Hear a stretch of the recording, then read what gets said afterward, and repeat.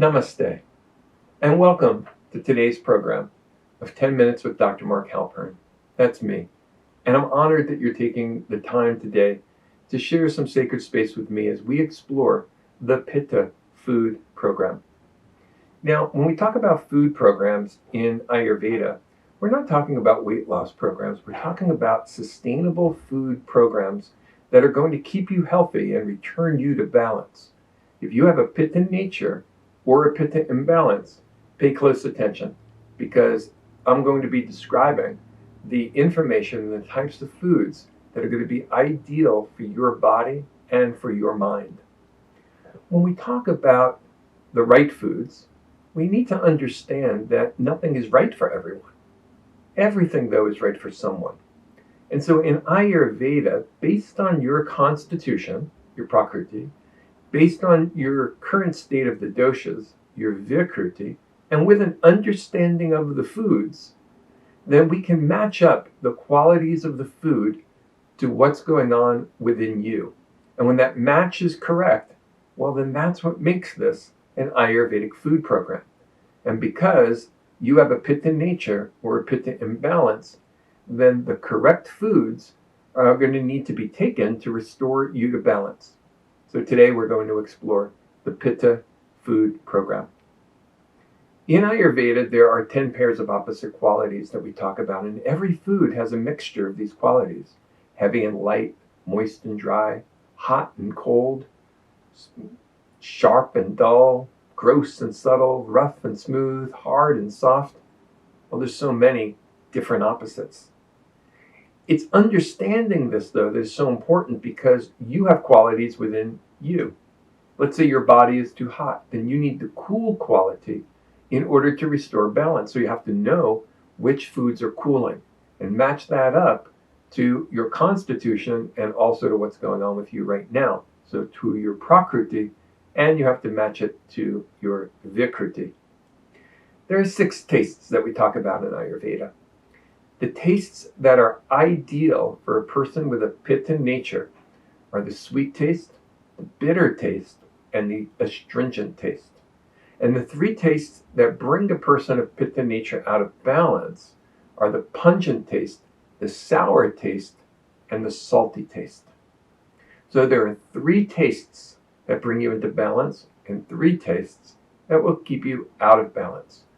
It is important from an Ayurvedic perspective to have all 6 tastes during the course of your day, and even when your food is prepared within a single meal. But it's the balance of those 3 tastes that are going to be very important.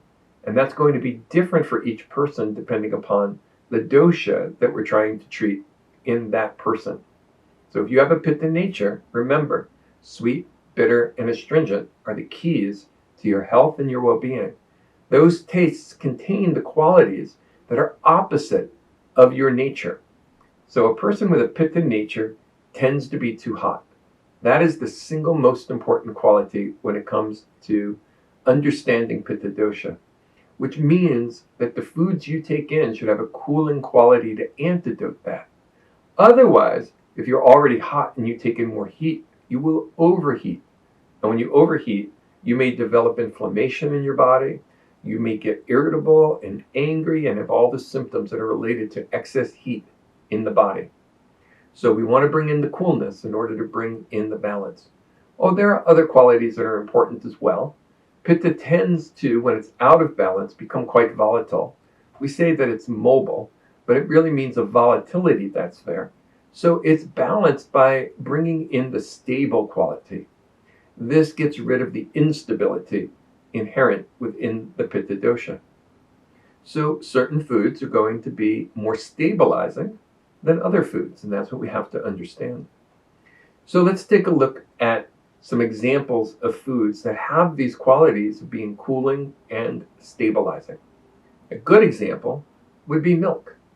Milk is cool, and milk is heavy, and it's stable. Those are all qualities that can be very beneficial for a person with a Pitta nature. Now, anytime I talk about milk, it's going to be individuals who listen to this who say, milk?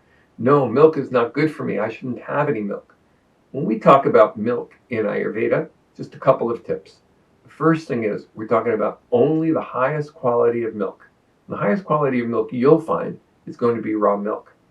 And when you get raw milk, you're going to get it from a local farm. Now, you can't get that everywhere in the country, in the United States, but you can in many parts, and you can in California. And that's really what we mean is high quality milk. If you're getting low quality junk milk, it may be better to avoid that altogether.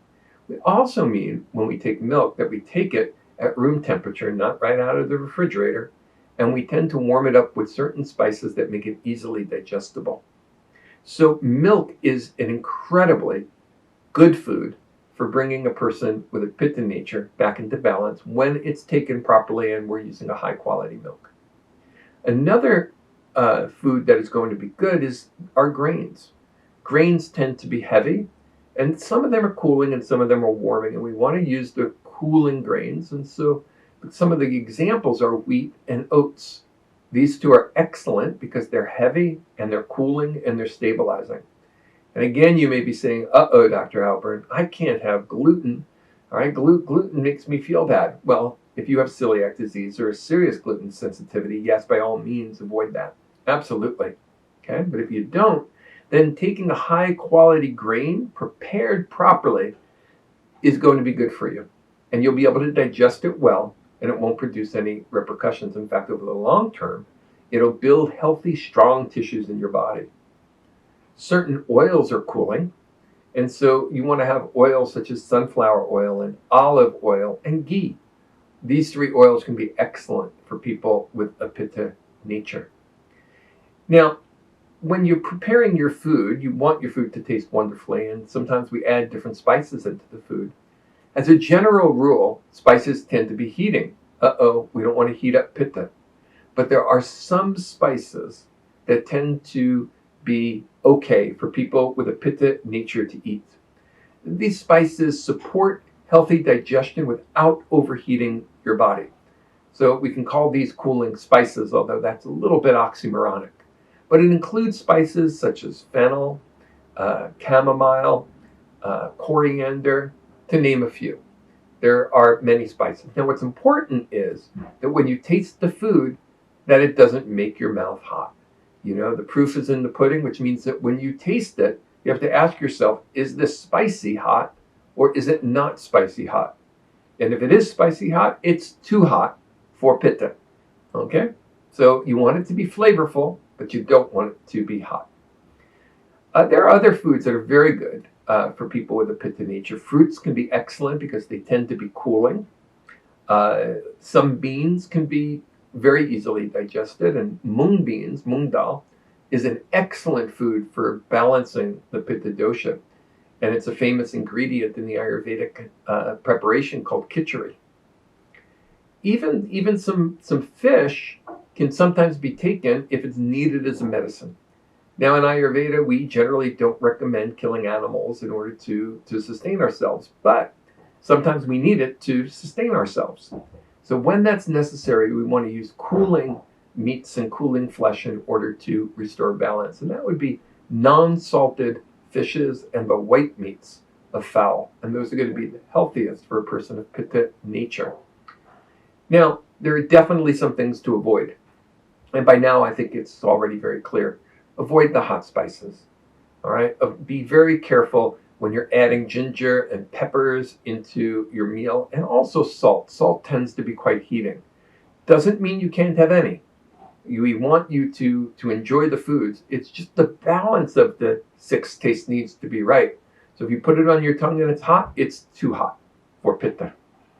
Now, pickled foods tend to aggravate the Pitta dosha because they tend to be sour, and the sour taste increases the heat in the body. In fact, it has one of the most long-term heating qualities, so it really should be avoided. Another food that should be avoided is deep-fried foods. You know, when you cook your food, you're adding heat to it, and when you cook your oils, the oils tend to become more heating, especially if you use an oil like mustard oil or a blend of mustard and sesame oil. These heating oils then apply to the food that is then fried in it. That's not so good. You know, one of the qualities of Pitta is also that it's often oily.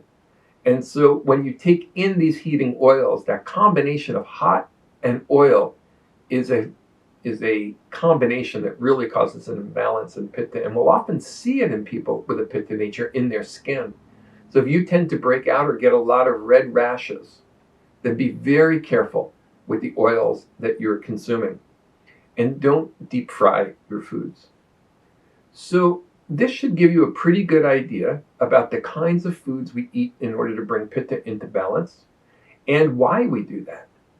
And so I'd like to invite you, if you'd like to know more, to take a look at my book, Healing Your Life, Lessons on the Path of Ayurveda. I'll help you figure out what your imbalance is, which we call your vikruti.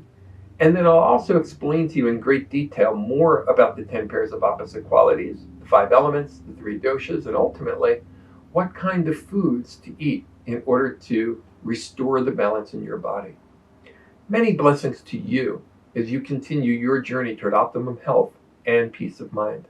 And know that as you come closer to restoring optimum health and peace of mind, you're not only going to feel it in your body, you will feel it in your mind and you'll feel it in your heart. And by that I mean that when you're in balance, your natural state will be to be more loving and more kind. And that's just who we are. We are loving, kind human beings who sometimes get out of balance. Many blessings to you on your continued healing journey. Namaste.